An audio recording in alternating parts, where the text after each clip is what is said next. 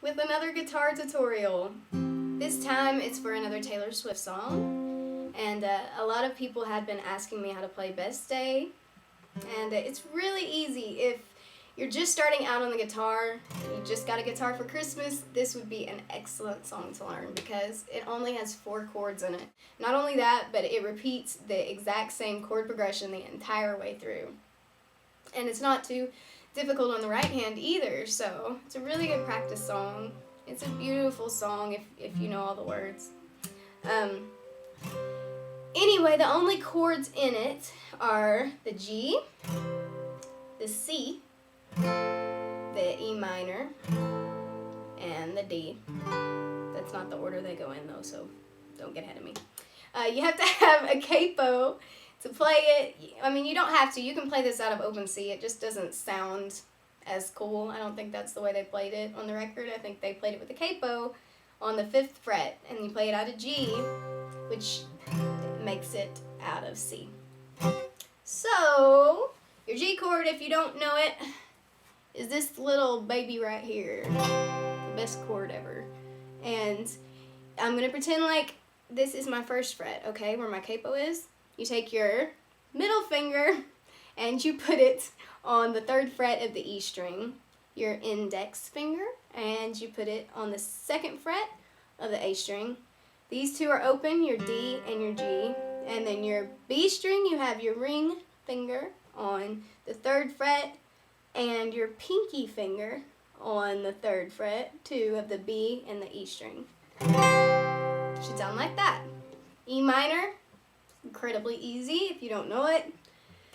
Put your middle finger on the 2nd fret of the A string, your E string's open, and your ring finger on the 2nd fret of the D string, and everything else is open.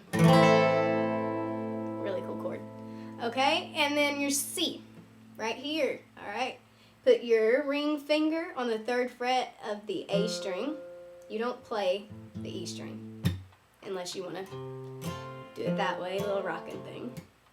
And then you put your middle finger on the 2nd fret of the D string. G string's open. 1st fret of the B string, your index finger, and the little bitty E string is open. That's your C. And your D, you play your D string open. Don't play either one of these preferably. It's not that pretty. And you put your index finger on the 2nd fret of the G string. It's like 4 o'clock in the morning. I'm not kidding. It really is 4 o'clock in the... No, I'm sorry. It's 4:30. So you'll have to forgive me if I'm getting a little confused. Anyway, G string, index finger, 2nd fret. B string, 3rd fret.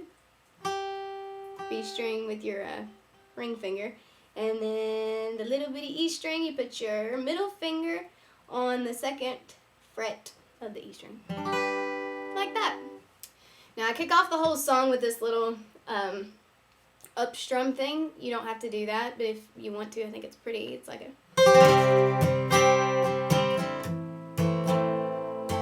like that right there. I'll go ahead and talk about a strumming pattern.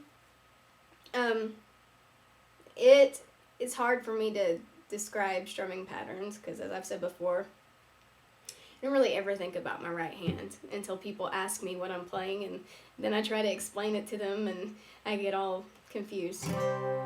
So, this is the best I can explain it to you. You go down, up, down, up, down, down, up, down, up, down.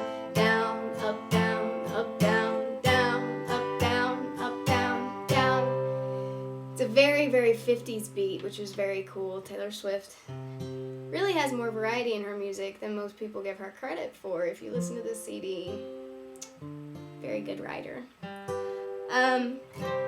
Anyway, that's it. It's that over and over again. If you want me to play it, you can play along with me for a minute, I guess.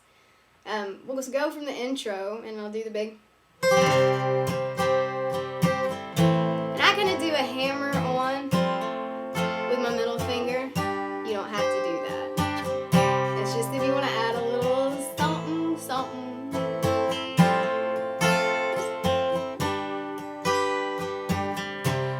5 years old, it's getting cold.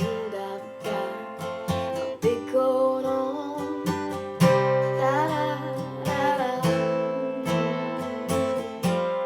That's just it, y'all. It's super duper easy.